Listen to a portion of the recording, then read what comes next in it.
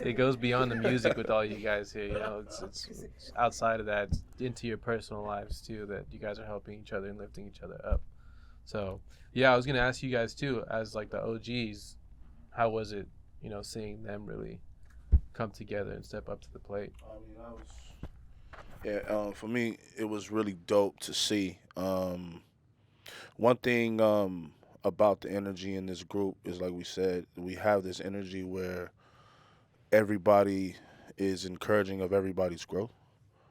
And the cool part about seeing, like, especially like Jarius, like especially Jarius, especially early, especially Lyric, um, and Hari, especially because me. First of all, me and Hari have history, right? So when me and Hari first started working, Hari gave me a hard time because I was doing this beat battle. Well, I was judging a beat like a competition, and he was in it. And dog, he never let me live it down for so many Joking. months, and then until I gave him one response, and then he left me alone. He was like, "Yeah, man, it's just kind of crazy." He was like, "Man, Cardi, he jokes a lot, so it was funny." He was like, "Yeah, man, you didn't let me go, man. You said my shit was weak, dog." And then the response I finally gave Hari was, "I mean, I definitely didn't say you was weak, but look where you at now." And then he was like, "All right, cool." And like he just like left me alone. But like even just that, like first of all, going from that to now when I talk to Hari, I say, "Yo, Hari, you don't miss, nigga. Like, your beats are wild. Like, I'm begging him for beats Appreciate now. it. You feel me? Like, so, you know." Oh, so he's taking the credit for your growth. Yeah, That's wild. Hey, it's cool. but That's little but bro. using that as an example, like look at that polarity. Like I went from not knowing who he was, like, "Oh man, you need a little work on this, little work on that," to the point where I'm hard. I need some of that shit, bro. Like, and that's like what 6, 8 years, 7, 8 years later, probably. Like, Yeah, yeah. I you know think what that I'm was saying? So, 2013. yeah, man. I just What I remember. love about this group, everybody's fucking hungry, dog. Like niggas. That's what's so fucking tight about this group, dog. Nobody's playing games. Yeah. You feel me? So, yeah, man. Room full of motherfucking mirrors, dog. There was a I just wanted to say because I didn't get to answer that question, but the album really felt like therapy. Like everybody got together and like Nick has said, it was everything that we were going through in the moments. Like everything was made on the spot, the beats, and yeah, it was like therapy for sure. Nice. So you were the main producer on this project, right? Yeah. How does it feel? Like, did you feel any type of like pressure coming into it, or was it just like all fluid for you? I mean, it's definitely like pressure. We got all these legends here, so Yeah. it's. But I definitely I got to work with Punch before we started doing all this. Like you said, we were working on his album. Like I started with maybe one beat, and then I ended up doing like more than half of his project. Yeah. And so then with everybody else, it was really just like I said, it was on the spot. So we'd make beats, or I'd make beats off of what they were feeling, or Punch might suggest something, and then yeah. Just go from there. Nice. So if we can, I don't know if you want to divulge anything off the track list yet, but I wanted to go around and maybe see what each of your personal favorite songs on the album is. I know sometimes it's hard to pick, right? But Uh, I really don't have a favorite one. Like it changes. yeah, I know that sounds cliche again, but it depends on the moment. yeah, You know what I mean? What's actually going on, and then the stories based on each record. Like I enjoy the West Side record, which I wasn't even at the session. But the way I heard how the song came about, from Hari making the beat to having special guests come in.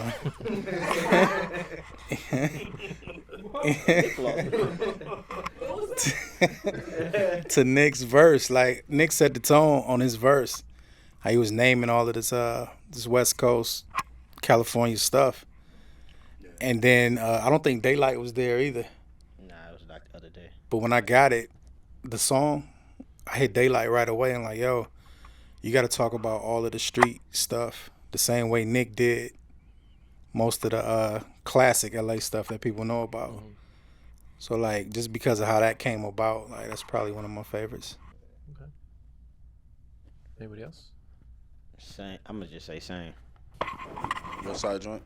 I don't have a favorite. Oh, okay. Yeah. I don't have So let's say no favorite, but is there any songs you're most excited for people to hear?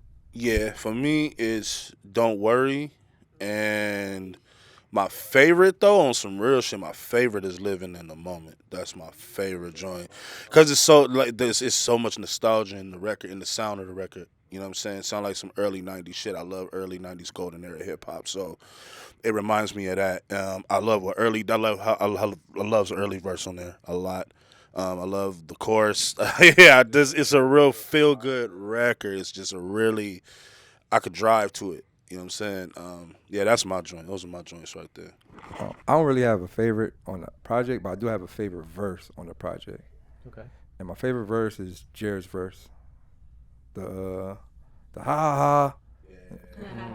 Man, I can't really give too much, but like just how the verse came about and hearing it. So, you know, I'll give the story. Like we're on the studio with cooking and Jared disappears. Like nobody know where he goes. Like he's gone. Like he's writing in some corner, in a dark corner somewhere in the booth. He's gone.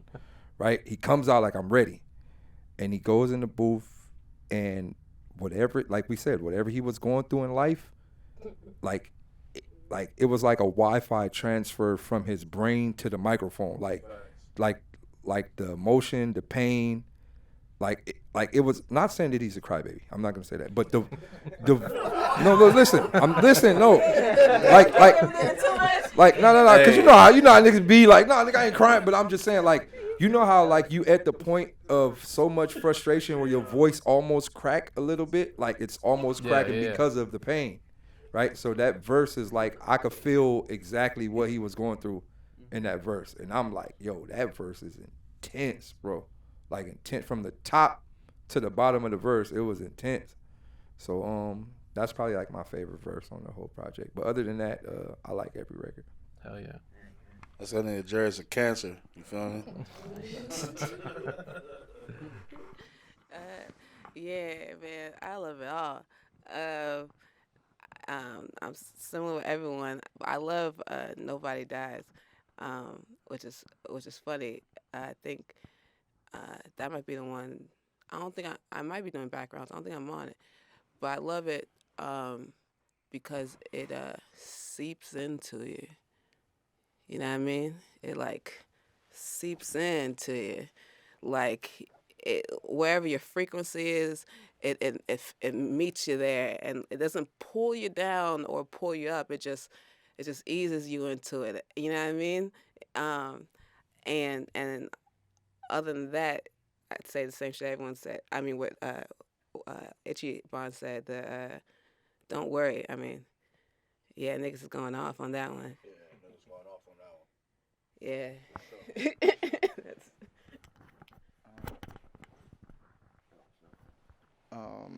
It's a lot of favorites, a lot of records. I liked how a lot of the records came to life in terms of like concept or how it came about. Because a lot of times it was like loosely based on how the feel was. The first person going in kind of dictated, like not necessarily dictated, but kind of like, all right, set the tone for, okay, this is the energy we on this record, or this is how we doing this one. Living the Moment's a favorite. We got a real favorite called. Should I tell them the name of it? Like the one? Sir. Compound. Like I think people are gonna resonate with that record. Like cause it's he ratchet. it's a fun record, but like Tell them how it happened. we though. do You gotta tell stuff. them what happened. No, that ain't my business. That ain't my business. I ain't putting nobody's business in the street. But like I think that's a record that people are going to attach themselves to and really, really vibe to. Yep. peer pressure into making that record. My favorite song, Truth and Lies. Is it called Truth and Lies? Yeah, that's my favorite record. I like all that shit though. It don't make sure y'all go get all the shit. I like everything. Yeah. But Yeah, I feel like when you guys are, every song, I'm sure you guys are attaching yourself to, right? It's a piece of you, so I know it's probably hard to choose which one's your guys' favorite. During this whole process, what is something that each of you learned and have taken away from this experience, either, you know, on creating music or just in your personal lives? I've learned how to let people help. And I know that might sound wild, but learning how to say, like, cause like I said, I come from a world where I've done most of the things myself. And shouts out to my guy in the back, 7 Views. There was a time where like we were filming, and Drew was like, "Yo, I got the tripod," and I kind of looked at him like, and my brain was like, "Bro, let him. You got like a backpack, a camera. You got like let him carry the tripod." And like it's crazy because I caught myself not wanting to give them the tripod, even though I needed help. Right. So just being able to accept help, like, and that's one thing I've learned. Like I've learned to like yo, like he could dribble the ball too. He could dribble the ball too. He could shoot too. He could shoot too. Whatever. And that's been very essential for me just outside of the group. Like being able to say like, yo, like help is okay. Like everybody's not here to hurt you, or everybody's not here to take away from you, or everybody's not here to steal from you. Like there's some genuine people that feel how you feel like. So just being able to accept help, it's been like one of the big things for me. Yeah. Shit. All of that. Nigga, I learned that. I learned the importance of simplicity. That is not the same thing as always, dumbing down something or not, not being true. Like, and when I mean at the basic shit, like I love, flows and melodies and switching blah blah. But a few times that, peers, had to be like, nigga, hold on. It's one line. I'm switching it to the next one. It's like, even though you love, coloring outside the lines, you have to acknowledge the lines in order for it to, right, make sense. Bars. Financial shop. Room for mirrors. Go get it. Yeah. Oh, and other stuff. But also, I learned protecting your energy and protecting the energy of your space. And what I'm still learning and still trying to master is that also means protecting your energy.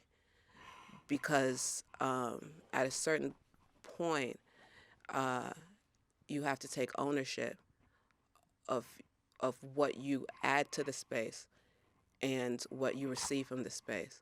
So if you can't protect your own energy, then how can you protect the collective?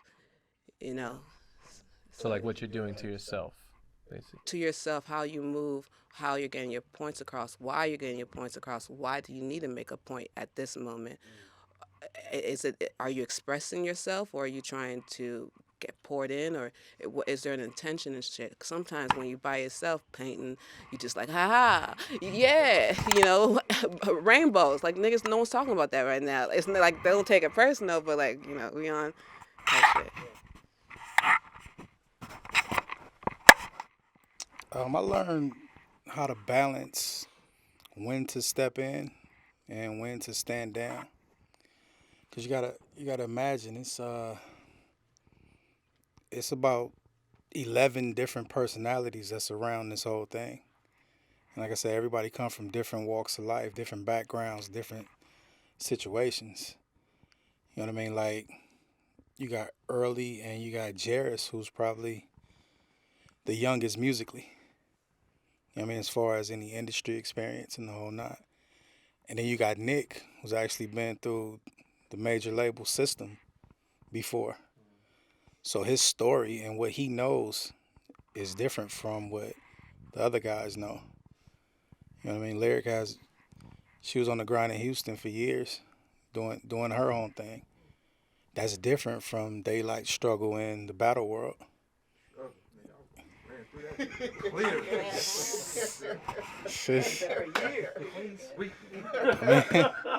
I mean, he's his reign supreme. Up there, nah, I mean he's still running from Loaded Lux, but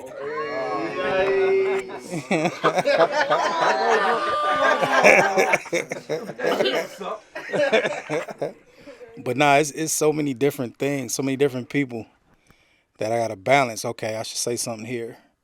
All right, I'm gonna let that problem work itself out on its own. You know what I mean? So that balance is what I learned a lot. Um, I think I learned patience. Patience the most. The other thing I learned was how not to focus on what I was extremely good at, which was like writing bars and punchlines, and focus on the betterment of the record. So those two things, yeah. So like identifying what you need to work on. Absolutely. Just finding my weaknesses and just trying to expand on those and make them stronger. So yeah. Yeah. And even further on that, what Nick said, like he's a lyricist, like an elite lyricist. Everybody here are lyricists in their own right. So to get lyricists to make actual songs is sometimes a task. It's like we'll start a record, the beat will be running, everybody will go to their corners and just start writing. So I got to go around like, yo, what are you talking about on this? What are you talking about on this? Cause like everybody talking about completely different things because they used to going and just doing their lyricist thing. So that was a learning thing too. Yeah, man. One thing that I learned is organization and structure. Like that's very important. Timing. Timing is the thing I learned the most in this situation. Cause man, when it's right, and that's when it's you know what I'm saying. That's when you should execute when it's right, not for the sake of you just want somebody to hear some shit or you just want to put some shit out because other niggas is putting shit out. Like nah, timing is everything, and I think that's why this situation has grown to be so beautiful to the point where everybody's craft, everybody got doper in their craft, and even just as artists, how we're all carrying ourselves is different from how it was a year and a half ago, even 2 years. You know what I'm saying? Even shit, 6 months ago, it's different. You know what I'm saying? And that's the thing that I learned the most. That I'm even applying to other parts of my life that have nothing to do with music. You know what I'm saying? So, like everybody said, this shit was practically therapy. You know what I'm saying? We all learned a lot from each other. You know what I'm saying? And yeah, that's what how I feel about it. Just to piggyback off of off of that timing aspect, I think too another thing what the group has taught me specifically is stop, like what Will said, stop thinking that we got to catch up to the world, like the world as is, like you said, just putting stuff out and like those likes and those views, like just hurry up and go into your comments because you put something out, or hurry up and go into your Twitter feed or your notifications because you hurry up and put something out. And that dopamine of people replying, right? Learning how to just like chill and kind of like make the world like on your time, like create your own time bubble. And I think for me specifically, just watching how Punch move in general, like even when we have to be somewhere or we have to go anywhere, like he literally moves on his own time. And it's almost like the world has to wait for him. And I think I've learned that throughout like just this whole experience, like making, like just not jumping, you know, because like people that know me, like I'll jump on the internet ASAP. So For real? you didn't know.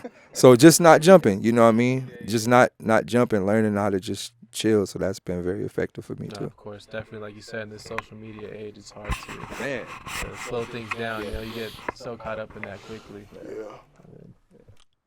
One thing I've learned from the situation is like how to be more confident and like trust in my intuition. Like a lot of the stuff that I kind of was like tentative to do or try or even just be solid in, like I learned in this group situation, a collective, to like just go. Like you're not losing anything by like the fear of, oh, maybe this ain't gonna work, or let me overanalyze or overdo this. Like, but within this, I've grown and kind of got leveled up a bit, and I attribute that to everybody in the group. Like whether it's from artistic standpoint, people's personality, our conversations, and the big homie is good for like for telling you without telling you. Like he'll mention it and it'll be like, yo, you know, you should probably do this or do more of this or use your tone here. Like, oh, I kind of knew that, but like that, I don't want to say reassurance, but that push to like be confident in what you do, the best version of you. Like, I attribute that to P.2, like for real. Nice. So once again, just you guys lifting each other up. That's amazing.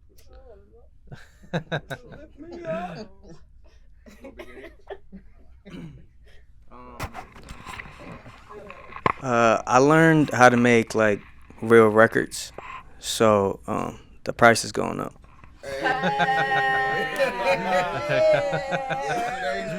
You guys heard it. No, that's good, man. That's amazing. I'm glad you let the people know. Favorite song, man. That's my favorite song. What's it? So, last thing, you guys, for whoever wants to answer this, what do you want the fans to take away from this once they listen? Cheers, he was ready. He was ready. Follow me at. He went to sleep with his shoes on. Hell yeah, dirty dreads. Hell yeah. Rick Foxhead looking. Don't expect nothing. Don't expect anything. If you do, that's your fault. Honestly.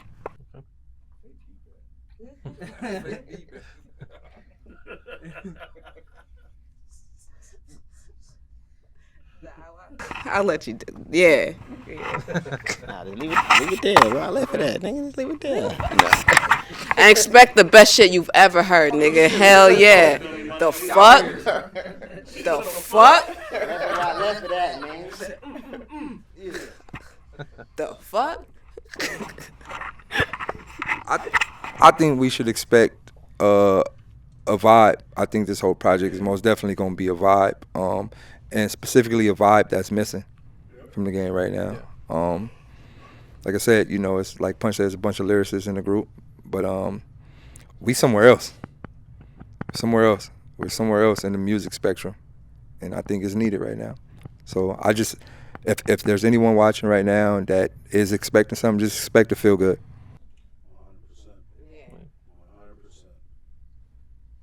100%. Okay. Anybody else on that one?